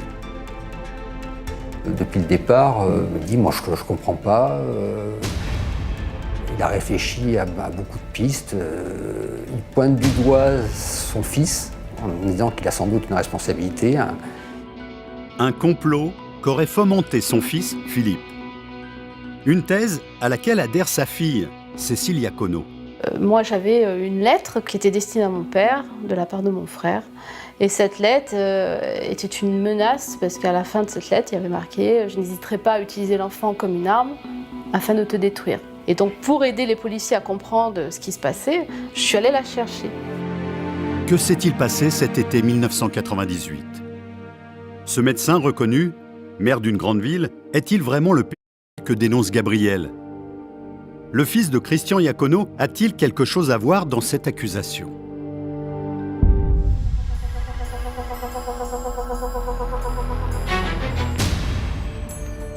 Ce 10 juillet 2000, à Nice, cela fait déjà plusieurs heures que Christian Iacono est entendu à la caserne au Var. Au fil de sa garde à vue, les enquêteurs découvrent que derrière son image de notable estimé, se cache une vie de famille marquée par une relation chaotique avec son fils, Philippe. Ce sont des rapports très très très durs, très conflictuels. Il y a de la concurrence, il y a de la haine, il y a de la détestation réciproque. Pour comprendre la nature du conflit qui oppose ce père et son fils, les enquêteurs vont alors s'intéresser à la personnalité et au parcours de Christian Iacono. Été 1962. Christian Iacono, jeune étudiant en médecine, sa femme et le petit Philippe, âgé d'1 mois, fuient l'Algérie et posent leurs bagages sur la Côte d'Azur. On était plusieurs centaines de milliers à partir. On avait vécu la guerre d'Algérie dans des conditions assez tragiques et on avait peur, quoi. Quelques années plus tard, alors que Janine s'occupe de leurs 2 enfants, Philippe et Cécile, Christian Iacono achève ses études. Puis, diplômé, il s'installe à son compte. Il monte un cabinet de radiologie. Et là, un premier cabinet, puis des associés, puis tout ça, ça gonfle petit à petit, ça achète une belle villa. Christian Iacono, c'est un résilient, c'est quelqu'un justement qui a fui la destruction et qui a reconstruit de toutes pièces cette vie, sa carrière. Donc c'est vraiment, enfin voilà, il a bâti, c'est un bâtisseur, quoi. Pour établir sa situation, Christian Iacono va s'impliquer dans la vie locale et notamment entamer une carrière politique. En 1983, il devient adjoint aux finances, avant d'être élu maire de Vence en 1989. C'est un notable très apprécié de Vence et des alentours, qui connaît beaucoup de monde. C'est quelqu'un qui est admiré de la plupart de ses concitoyens. C'est un parcours exemplaire. On aimerait pouvoir faire tout ce qu'il a fait. Voilà, je crois que réussir dans la vie en partant de rien, accomplir une vie sociale, politique et familiale parfaite, c'est pas tout le monde. Une vie familiale et privée parfaite, en apparence seulement. Car Philippe, son fils devenu un jeune adulte, est en opposition frontale avec son père. Incontestablement, Philippe Iacono, à un moment, a eu le sentiment d'être écrasé par le poids de son père. Philippe a toujours essayé d'attirer l'attention de ce père en faisant notamment des études de médecine. Il avait fait un stage justement chez son père et en fait, il s'était retrouvé complètement paniqué au moment de faire une piqûre. Et son père l'avait traité de bon à rien, de raté. Le conflit s'envenime lorsque Philippe s'installe avec sa compagne. À partir du moment où mon frère a commencé à rencontrer sa femme, sa future femme, il y a eu un total changement de vie, avec un rejet complet de la famille, un rejet complet des idées de la famille. Entre Christian Iacono et Philippe, la rupture est consommée. Père et fils ne veulent plus se voir. Ce ne sont que des années plus tard, à la faveur d'un événement heureux, que leurs relations vont s'apaiser. Le 26 janvier 1991, Gabriel, le premier petit-fils de la famille, vient au monde. C'est cet enfant qui va perpétuer le nom. Donc il est accueilli non seulement comme dans toute famille le petit-fils, mais également comme le prolongement de la saga Iacono. Ça a réconcilié tout le monde, on s'est tous embrassés, on a regardé, on s'est émerveillé de ce petit être qui venait de naître. Donc Gabriel est né et ça a été un événement très heureux. La famille enfin réunie passe beaucoup de temps ensemble. Mais très vite, Philippe reproche à son père d'être trop intrusif. Le grand-père estime que l'éducation est beaucoup trop sévère. Le fils considère que son propre père s'immisce dans l'éducation de son fils, et le conflit monte, s'envenime. C'est vrai que Christian Iacono a eu le tort de vouloir s'immiscer dans le mode éducatif qui était celui de son fils. Ce qui n'a pu, bien évidemment, que surenchérir la difficulté qui existait avec lui. Philippe Iacono est alors médecin pharmacologue. À 30 ans, il saisit l'occasion d'une mutation professionnelle pour partir s'installer à 950 km de Vence, à Reims, avec femme et enfants, privant ainsi son père de la présence de Gabriel, âgé alors de 3 ans. J'ai plus de petit-fils, voilà. Enfin, je sais qu'il existe, qu'il est à Reims, qu'il nous aime, qui raconte à toute sa classe que mon papy, c'est le maire de Vence, qu'il est fier de moi, que je peux pas le voir. Pendant 3 ans, les grands-parents de Gabriel ne verront pas leur petit-fils. Déterminés à ne pas couper les ponts, ils entament en 1996 une action en justice afin d'obtenir un droit de visite et d'hébergement sur Gabriel. c'est plus qu'un affront, c'est, à mon sens, perçu comme une véritable déclaration de guerre. Philippe Iacono indique qu'il emploiera tous les moyens pour que son grand-père ne puisse pas voir Gabriel, ou en tous les cas ne s'immisce pas dans l'éducation de Gabriel. Mais en 1997, Christian Iacono et sa femme obtiennent gain de cause. La justice ayant reconnu l'intérêt supérieur de l'enfant, Gabriel, âgé maintenant de 6 ans, a le droit à 2 semaines de vacances auprès de ses grands-parents chaque année.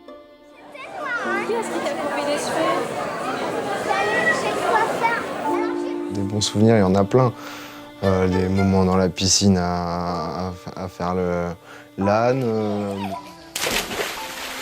Il y avait plein de jeunes de mon âge. On avait un vrai goûter, enfin, on pouvait faire ce qu'on voulait. C'est des vacances comme n'importe quel enfant aimerait faire. Quand il vient à la villa, il est heureux, passionnément heureux. C'est-à-dire qu'on le voyait tout le temps dans un état d'excitation en venant. L'enfant vit des instants d'insouciance, loin de ses parents qui se déchirent. Cette même année, son père et sa mère se séparent et entament une procédure de divorce. Il était vraiment pas bien du tout par ce départ de son père, ça le marquait terriblement. Il s'est senti complètement abandonné du côté de son père. Il n'y avait plus que sa mère. Je vis avec ma mère, lui au début il prend un petit studio, enfin un petit appartement. Puis plus tard il amène la chose que je vais avoir une belle-mère, qu'il va reprendre une maison avec elle. Pour lui, c'est une catastrophe. Il y a un conflit entre le père et la mère. Il y a un père qui s'en va, qui refait une autre vie avec de nouveaux enfants. Ça fait beaucoup. Gabriel est alors au cœur de 2 tourmentes familiales. La guerre que se livrent ses parents et un conflit plus que jamais palpable entre Philippe, son père, et Christian Iacono, son grand-père. C'est précisément dans ce contexte, à l'été 1998, que les agressions sur Gabriel auraient eu lieu. Ces images de souvenirs de vacances heureuses cachent-elles une réalité beaucoup plus tragique?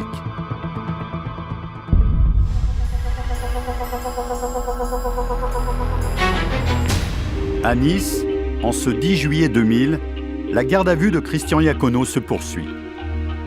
Le maire de Vence évoque les querelles qui l'opposent à son fils Philippe.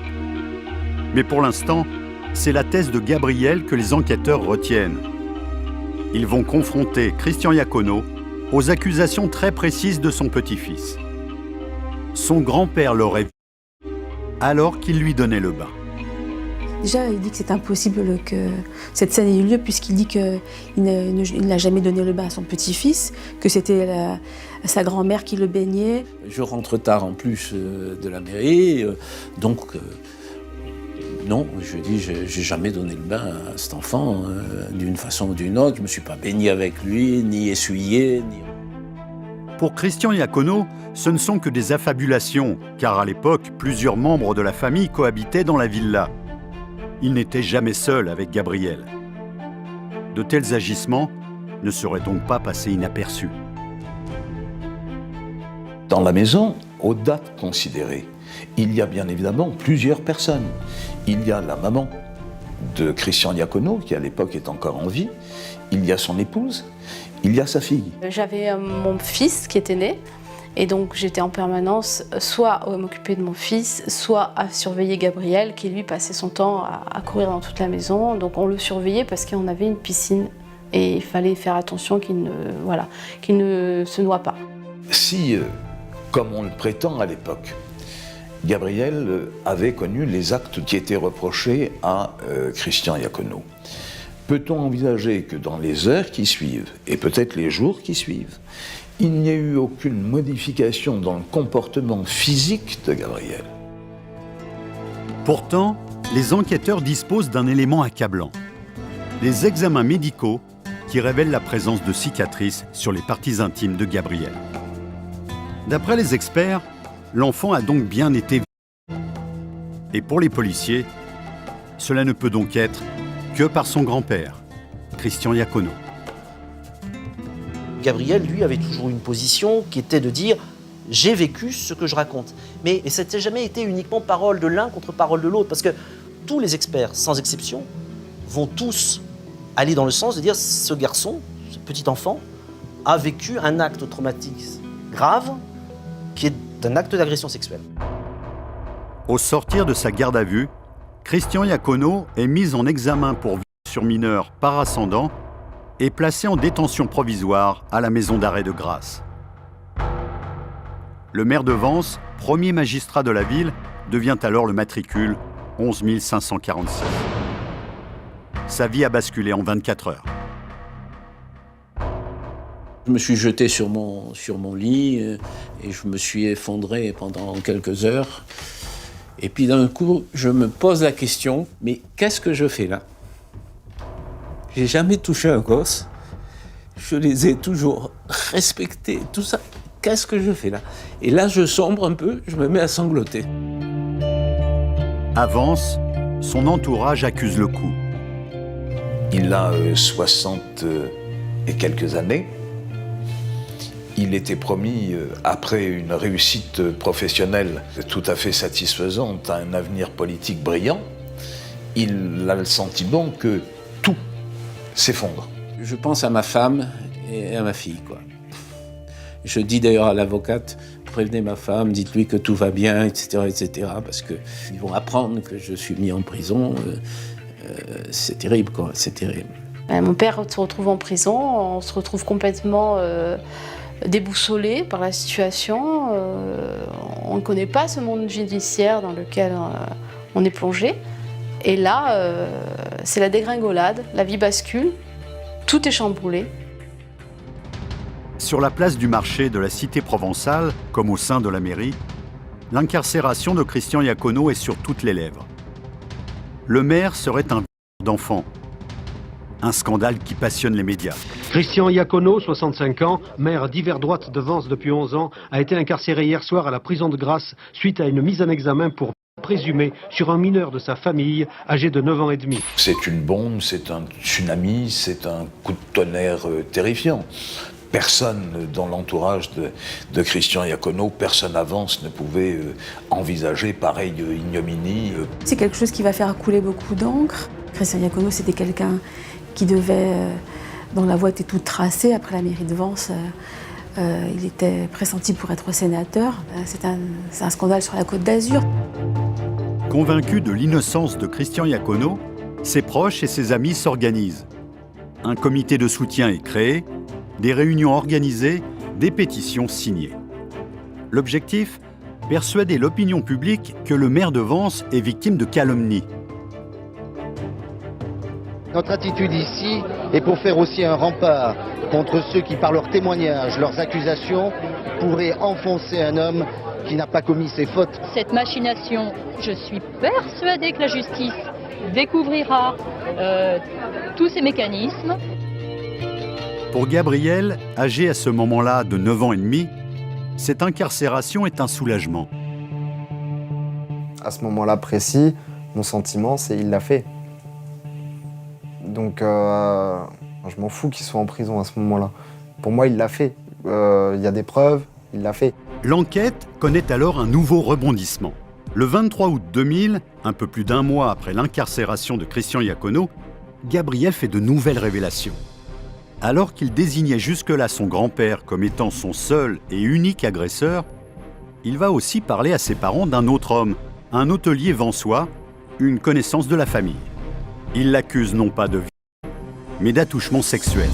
Gabriel, dans un second temps, après avoir fait des déclarations sur son grand-père, commence à parler d'un vieux monsieur qui aurait été là pendant les actes et qui aurait vu des choses, qui aurait même pris des photos. L'homme de 50 ans est aussitôt interpellé. Face aux enquêteurs, il affirme ne jamais avoir approché Gabriel. Il sera mis en examen, mais sans éléments tangibles, il reste en liberté. Ce nouvel élément, la présence d'un complice, est versé au dossier d'instruction. Désormais, c'est sur la place publique que les deux clans s'affrontent. Du côté de Gabriel et de son père, on se réfugie derrière les rapports d'expertise qui affirment que le petit garçon n'est pas un menteur. Du côté de Christian Iacono et du reste de la famille, on vit maintenant au rythme du comité de soutien et des parloirs pour organiser sa défense. C'est un moment de rencontre où on peut le voir, où on peut lui redonner une force, notre force, on puise en nous et puis on lui redonne un petit peu dans ce moment de 45 minutes de parloir où on lui redonne un peu de force pour pouvoir tenir. Alors à ce moment-là, la vie a repris, quoi. On va se battre, on va triompher, on va sortir de là, etc. Après avoir formulé 2 demandes de liberté conditionnelle, Christian Iacono obtient sa libération sous contrôle judiciaire le 12 octobre 2000, après 3 mois de prison. Je vois le gardien qui fait un pas à l'intérieur, alors qu'en général, il reste absolument à l'extérieur. Et tout de suite, il me dit « Allez, préparez-vous, vous sortez ». C'est des moments d'une émotion extrême, hein. On risque d'avoir les jambes qui flageolent, mais dès qu'on le croit, alors là, on a l'adrénaline qui revient à toute allure et j'ai pris le premier sac poubelle, j'ai tout mis à l'intérieur et puis voilà, 1 heure ou 2 heures après, je sortais. Il est libéré, mais loin d'être innocenté, il a désormais interdiction formelle d'approcher Gabriel. Christian Iacono, dont le mandat de maire n'a jamais été interrompu, n'a qu'une hantise, faire face à ceux qui sont convaincus qu'il est un pédophile. Il va pourtant bien falloir affronter le regard de ses concitoyens. Je l'ai pris par la main, on est allé en ville et là, il y avait sur la place de la mairie des centaines de personnes qui l'attendaient.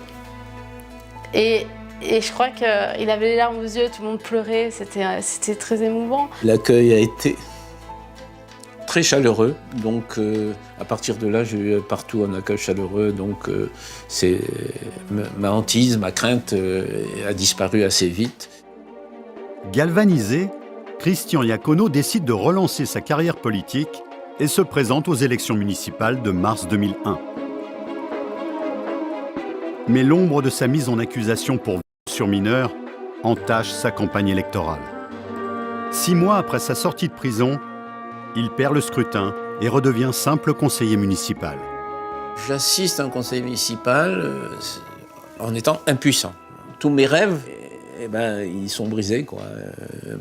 À ce moment-là, il y a un ami qui me pousse à, disons, tu peux pas rester comme ça, et qui me pousse à reprendre un peu d'activité médicale. Et donc, j'ai refait des remplacements à partir de, je crois, 2003 ou 2004. J'ai repris quelques remplacements, ce qui m'a fait du bien. Pendant ce temps-là, l'instruction suit son cours. Les juges et les experts recueillent de nombreux témoignages.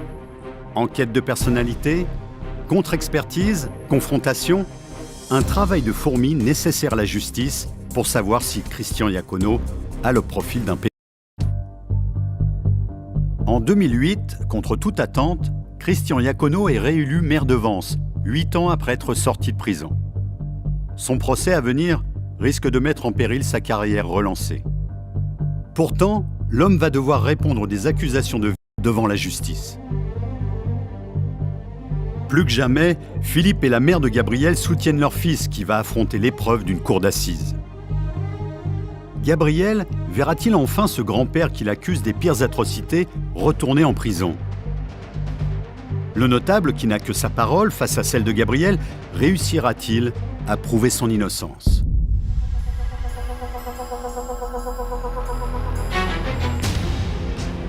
Le 6 avril 2009, le procès de Christian Iacono s'ouvre devant la cour d'assises des Alpes-Maritimes. Le maire de Vence s'apprête à être jugé 9 ans après sa mise en examen pour viol. Un procès qui, en l'absence de preuves, repose entièrement sur la crédibilité du témoignage de Gabriel. Ici, masqué, aux côtés de son avocat, il est à peine majeur. C'est une ambiance délétère. Il faut quand même savoir que M. Christian Iacono a eu à peu près une bonne dizaine d'avocats. Ça faisait vraiment une impression de meute, pratiquement. Aux côtés de Christian Iacono, l'hôtelier mis en cause par Gabriel comparaît lui aussi.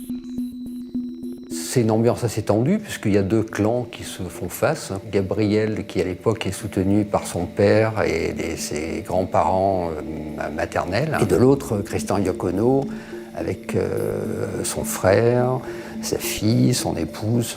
Ces deux clans, véritablement, s'affrontent. Je vais au procès, et puis j'attaque, je regarde pas derrière moi. Je fonce, tête baissée. Je suis là pour l'attaquer et le condamner. Je suis un guerrier qui est là pour l'abattre. Cela fait près de 9 ans que Gabriel se bat pour que l'on reconnaisse son statut de victime. Il va pouvoir enfin dénoncer publiquement son grand-père. Je peux vous dire qu'au moment où il dépose, il y a un silence de mort dans la salle d'audience. C'est glaçant. Son témoignage est glaçant. Je me souviens par exemple d'un moment où, se tournant vers son grand-père, il lui dit « Dis ce que tu m'as fait et tu pourras mourir en paix ». Une attaque à laquelle Christian Iacono répond bien maladroitement. S'adressant à la cour, il dit « Mais vous vous rendez compte, mais comment j'ai pu faire ça ?» Voilà, il est debout. Il y a un moment où il mime presque cette scène impossible. Et c'est du pire effet pour les jurés. Maître Baudou, l'avocat du notable, adopte alors une stratégie qui consiste à discréditer l'autre élément décisif du dossier en dehors de la parole de l'enfant, les expertises médicales. Les premiers experts médicaux de Reims sont venus affirmer qu'ils avaient trouvé des cicatrices. Des contre-experts se sont montrés beaucoup plus réservés et ont indiqué que leurs collègues avaient peut-être manqué de prudence. Une bataille d'experts commence alors. Pour les uns, Gabriel a bien été vu. Pour les autres, ces cicatrices peuvent avoir été provoquées par de fortes constipations. La présidente a demandé en pleine instance que le dossier médical complet de Gabriel Iacono soit transmis à la Cour pour voir si effectivement on y trouvait des antécédents de constipation très importantes. Et il n'y avait aucun antécédent de constipation. En clair, pour les experts, Gabriel a forcément subi des agressions sexuelles. Après plusieurs jours de procès, la Cour se penche sur le cas du second accusé. Lorsque Gabriel vient témoigner à la barre, c'est la stupeur. Le jeune homme affirme ne plus être certain de sa présence lors de ces agressions. Dès lors, dans l'esprit de chacun, le doute s'installe à propos de la parole de Gabriel. Et immédiatement après, la présidente lui dit « Mais attendez, vous dites ça pour ce monsieur, mais alors, et votre grand-père ?» Et là, il a une phrase terrible, il dit « Vous savez, il y a une chose, la douleur, ça ne se rêve pas, ça se ressent. Je ne peux pas avoir rêvé ma douleur. » Dans ce procès, parole contre parole, l'avocat général requiert 14 ans contre Christian Iacono. Au terme des 6 jours de procès, le jury se retire. Sa décision surprend par sa rapidité. Au bout de seulement 3 heures, le verdict tombe. L'hôtelier coaccusé est acquitté. Christian Iacono, lui, est condamné à 9 ans de réclusion criminelle pour viol sur mineur par ascendant. Une victoire pour Gabriel. La première chose que fait Gabriel, il est sur la barre des parties civiles. Il y a le journal en face de lui, il le prend, il le jette, il jette le journal sur la barre en disant comme ça au moins ils pourront plus dire que je suis un menteur. J'étais heureux, enfin, évidemment j'étais heureux, mais j'étais gêné. C'était un sentiment très partagé. Immédiatement transféré en maison d'arrêt, cette fois, l'homme est à terre. Psychologiquement, je m'effondre un peu.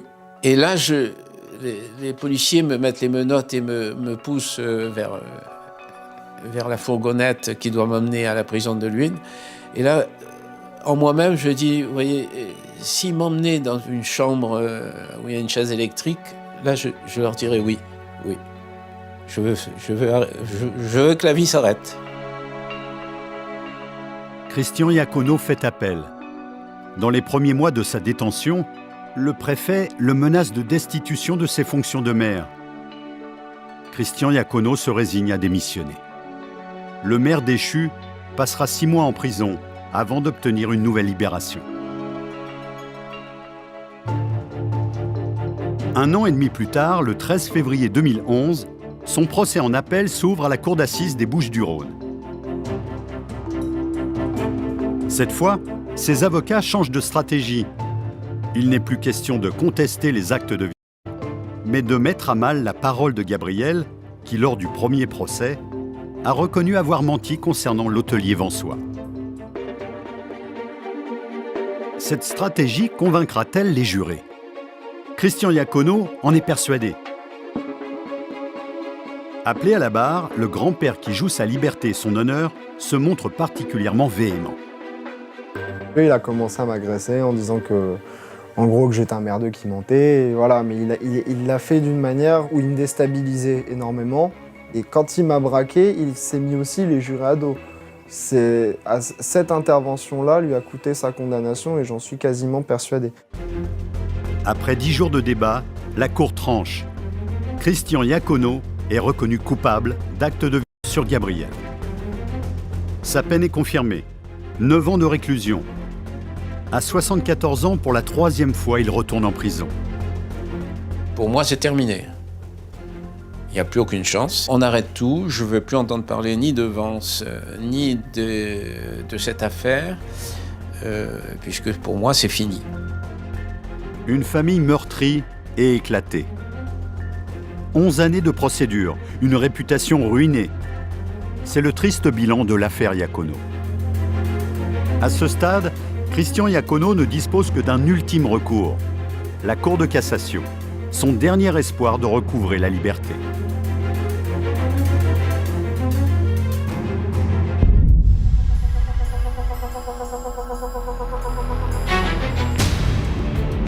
Christian Iacono purge sa peine après avoir perdu son 2e procès. Condamné à 9 ans de prison ferme, il espère que la Cour de cassation invalide le jugement rendu en appel. Mais en l'absence de nouveaux éléments, cela semble peu probable. Il est alors loin d'imaginer ce qui se passe à l'extérieur. Le 10 mai 2011, 3 mois après le verdict du procès, Gabriel contacte Jean-Paul Fronze, journaliste à Nice Matin.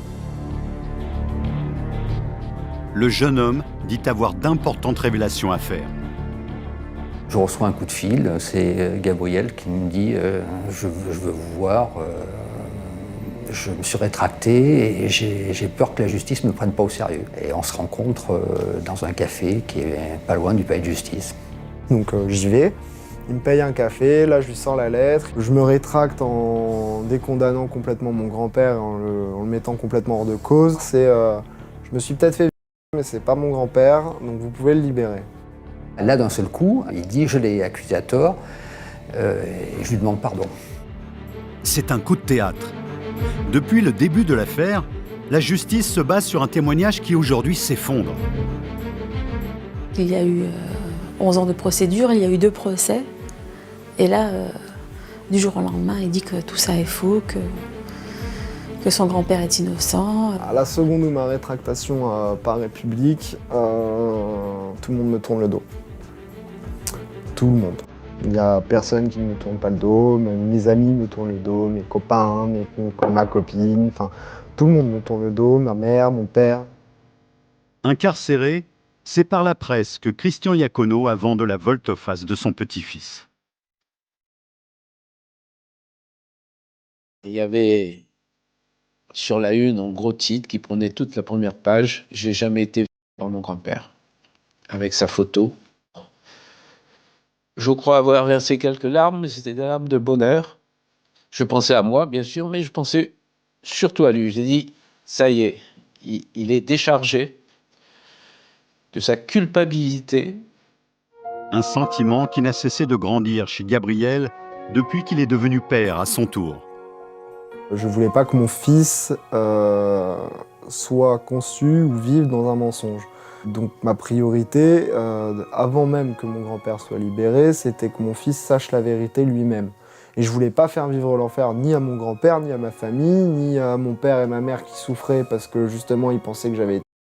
Je voulais que plus personne souffre de ça puisque c'était pas vrai. Pourquoi le petit garçon aurait-il choisi d'accuser son grand-père? Contre toute attente, il va donner une explication très simple. Il aurait été en manque affectif et aurait souffert du divorce de ses parents. Il se serait alors convaincu de ses mensonges. À cet âge-là, ce qu'il vit, c'est la rupture de ses parents. Le père, Philippe, dont il sait qu'il refait sa vie. Il sait qu'il est l'enjeu d'une rivalité judiciaire entre son père, sa mère, séparés, qu'il a peut-être la possibilité de rabibocher. Peut-être Gabriel a trouvé des moyens simplement de créer une situation pour faire venir son père, pour retrouver de l'amour, de l'affection de la part de son père. Mon père, ma mère et moi, quand le verdict tombe, on se prend dans les bras, tous ensemble. Donc l'enfant, il a ses deux parents. Et donc, voilà, l'aboutissement est là. Quelque part, ça a fonctionné.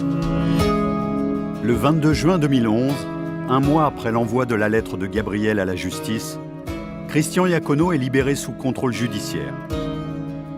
Mais 5 mois plus tard, nouveau coup de théâtre. La Cour de cassation, qui ne juge que des points de droit, mais n'aborde pas le fond du dossier, ne prend pas en compte les aveux de Gabriel. Elle confirme donc la décision rendue en cour d'appel. Christian Iacono, 76 ans, retourne en prison malgré l'aveu de son petit-fils, qui assiste impuissant à sa 4e incarcération. C'est gênant pour vous d'être là aujourd'hui? Non, c'est ma place. Là, j'étais en pleine souffrance et il était hors de question qu'il affronte la prison tout seul. Ok, il a été condamné, mais avec la rétractation que je venais de fournir, qui lui redemande de retourner en prison de son plein gré, comme ça, non, j'étais pas du tout content. La justice interdit toujours tout contact entre le petit-fils et son grand-père. Mais déterminé à le faire innocenter, Gabriel monte au front et fait pression sur les instances judiciaires en entamant une grève de la faim. Un coup de poker qui va s'avérer payant. Christian Iacono est à nouveau libéré. Là, c'est le soulagement. On croit à ma rétractation et que là, on va commencer à pouvoir avancer. On va pouvoir faire du travail pour que mon grand-père soit blanchi. C'est un grand pas. Car Christian Iacono ne compte pas s'arrêter là. La justice ne l'a toujours pas lavé des accusations de viol. Après 16 mois passés derrière les barreaux, il veut obtenir sa réhabilitation. C'est pour lui une question d'honneur. Le 25 mars 2015, son procès en révision s'ouvre devant la Cour d'appel du Rhône. Un événement rarissime en matière judiciaire. Depuis 1945, seuls 8 prévenus ont obtenu la révision de leur condamnation. Pour lui, il a besoin d'être réhabilité. C'est son honneur qui est en jeu, c'est sa dignité. Donc il ne peut pas continuer à vivre tant qu'il n'est pas réhabilité. Contrairement aux 2 précédents procès, la révision doit juger de la crédibilité de la rétractation du jeune Gabriel. Sa personnalité versatile est alors disséquée, et un élément nouveau va faire son apparition. Alors qu'il était adolescent, le jeune homme s'était déjà rendu coupable d'accusations mensongères. On s'aperçoit que Gabriel avait eu des difficultés judiciaires avec un autre de ses copains qu'il avait là aussi accusé d'agression sexuelle. Il a eu une petite amourette avec un garçon et puis comme le garçon ne voulait plus de lui, il l'a accusé d'avoir... À ce moment-là, ça a terminé par un non-lieu finalement parce qu'il avait avoué après que c'était faux. Autre élément nouveau, révélé par les experts, la mère de Gabriel, victime de viol à l'âge de 8 ans, souffre d'une pathologie mentale appelée syndrome de Munchausen par procuration. Inconsciemment, elle aurait influencé le discours de son fils. On a montré que le syndrome de Munchausen par procuration, c'est de finalement aider l'enfant finalement dans les paroles qu'elle a transmises. Tout simplement, elle dit: est-ce que ton grand-père a fait quelque chose? Oui. Il t'a touché? Oui. C'est au zizi? Oui. Il suffit de créer le contexte et elle le transmet à son enfant. Après 15 ans de bataille judiciaire, les jurés prononcent l'acquittement de Christian Iacono. À la sortie de l'audience, une nuée de journalistes attend le grand-père innocenté. Ses premiers mots sont pour Gabriel. J'ai hâte de rencontrer Gabriel, de parler avec lui, d'échanger. Je crois que c'est des jours nouveaux qui se présentent à nous, avec enfin un petit rayon de bonheur, un rayon de soleil. Je pense qu'on a un long travail familial on a 15 ans rattrapé, quoi. Donc Ça ne se fait pas en 5 minutes et ça ne se fait pas en public. Définitivement blanchi, Christian Iacono tombe dans les bras de Gabrielle, à qui il pardonne, malgré l'enfer qu'il a traversé. Allez, mais non, tu m'écoutes. J'en ai jamais voulu vraiment à Gabriel. Je savais qu'il était prisonnier de son mensonge. Je sais qu'il a fait des choses qui ne sont pas correctes. Je le surveillerai pour qu'il n'en fasse plus. Mais sinon, je n'ai aucune rancune et je lui pardonne très, très volontiers. Depuis son procès en révision, Christian Iacono tente d'oublier ses années de calvaire. À 80 ans, il consacre son temps à l'écriture d'un livre sur l'erreur judiciaire dont il a été victime. J'aimerais bien qu'un jour, la famille se reconstitue quand même définitivement, parce que des dégâts pareils, c'est difficile, aussi bien pour Gabriel que même pour mon fils. Gabriel ne sera pas condamné pour ces diffamations. Pour l'instant, il n'a pas revu son père, mais a repris contact avec sa mère. Il espère tourner définitivement la page d'une affaire qui aura bouleversé sa vie. J'ai 24 ans, j'ai fait 15 ans de procédure, donc j'ai pas de vie normale. Je peux être heureux sur des temps partiels, sur le fait que mon grand-père soit enfin blanchi, sur le fait que je passe un moment avec mon fils, mais sur ma vie en général, je peux pas être heureux. Une interrogation subsiste. Qu'en est-il des expertises médicales qui, à l'époque, affirmaient qu'il avait bien été? Depuis le procès, Gabriel a passé pour la première fois ses vacances dans la villa de Vence, auprès de son grand-père.